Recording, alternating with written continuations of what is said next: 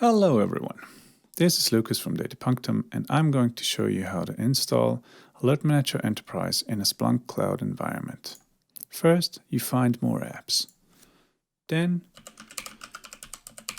you search for Data.Punctum, and when you find Alert Manager Enterprise, you just click install.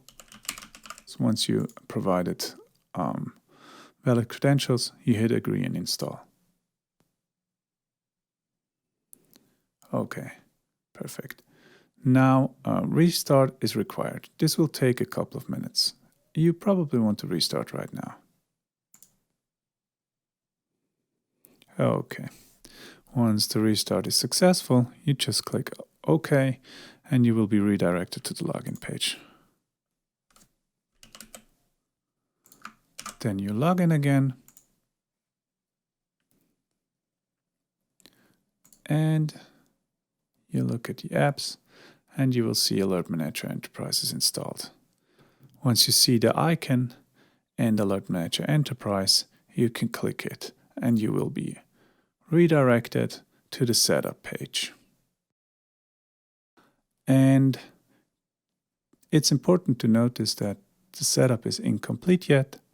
The application assumes that there is an index called AME default.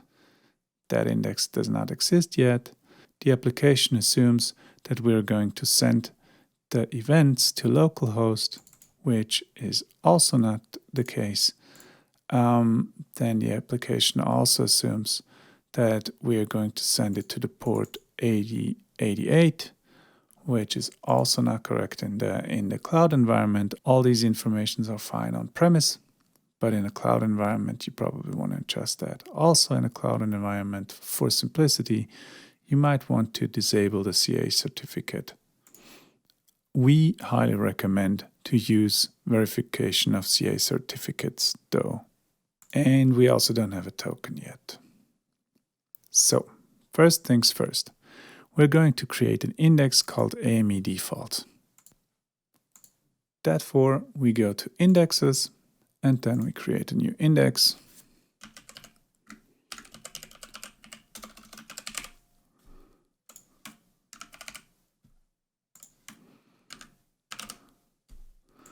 Please notice that you can also use a longer period of time.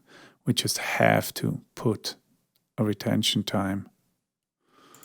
And you probably don't want to use additional storage, so no additional storage. Let's save. Very nice. Okay. Now we have the index AME default, and the next step we need to set up our application is actually we need to create an HTTP event collector token under settings, data inputs, and we need to add a new HTTP event collector, add new. And now, since we use it for AME, we call it AME hack. Please make sure not to enable acknowledgement because this is not supported. You enable this and you will get into trouble. Fine. For the input settings, it's important to notice that if you actually want to restrict the token to only be able to write to AME default or AME indexes, you can have this selected, but since you probably want to be able to write to every index, you probably don't want to select this. This will also be easier in the future if you decide to enable multi-tenancy.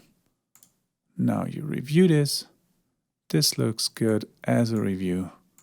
And now, since we are done with that, we just submit. And then we have the token here, which is copy it.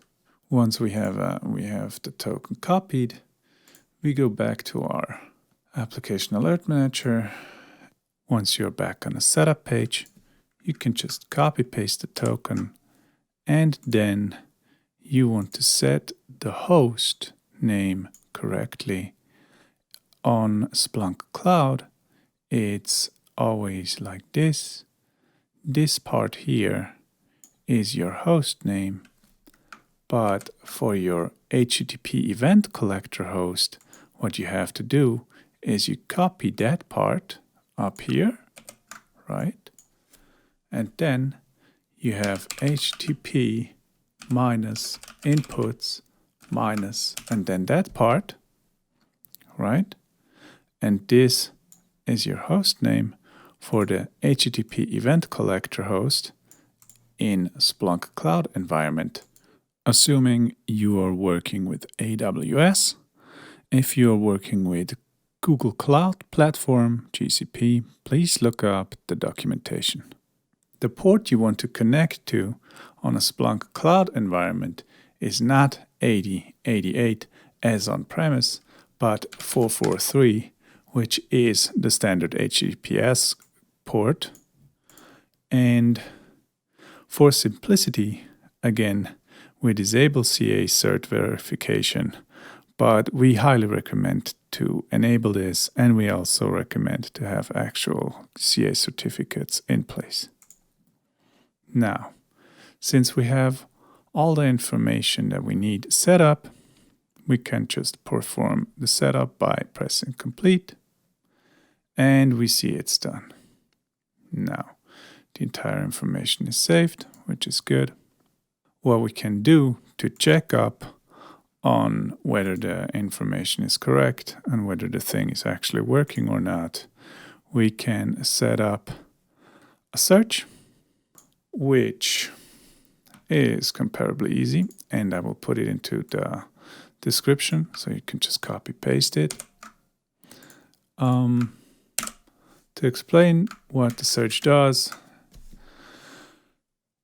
it just creates results, which is by default one result, and it evaluates the fields: user, called world, src, some source in a private network, then an action, which is create a test event, and these fields will be written as an alert, and they will be sent to the script create alert with the parameter title, with the static string hello, and the dynamic part, which comes from the result.user, in this case world, and then the param.template.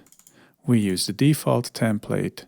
It's important to know that the default template will be created automatically after the setup.